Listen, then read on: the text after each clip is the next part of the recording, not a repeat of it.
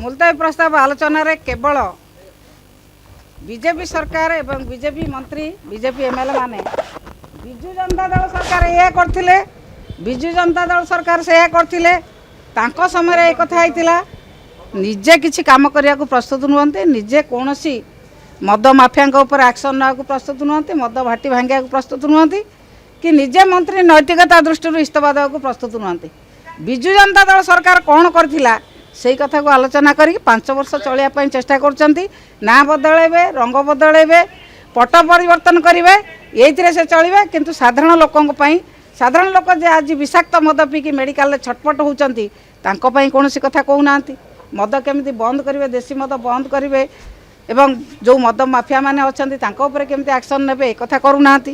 से केवल विजु जनता दल सरकार कौन करथिला से कथा कहीकि चलिया चेष्टा करछंती तेणु आम मंत्री को इस्तीफा दाबी करछु एतरे मंत्री इस्तीफा तुरंत दियंतु जदि नैतिकता अछि तांकर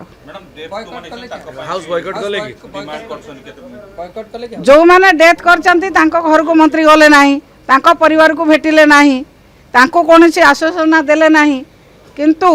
खाली मेडिकल देखिले पळी आसिले निजे भय करछंती मद जो भली भाव में विषाक्त मद कारबार होउची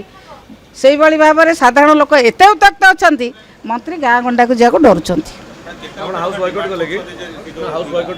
हाँ निश्चित भाव में आम उत्तर शुणा प्रस्तुत न से जो भाव में उत्तर दौरान लज्जाजनक भाव में कहते विजु जनता दल सरकार समय जहाँ होता से कथा केवल आलोचना कर मंत्री इस्तीफा दौना कौन मद माफिया सहित जो मधुचंद्रिका चली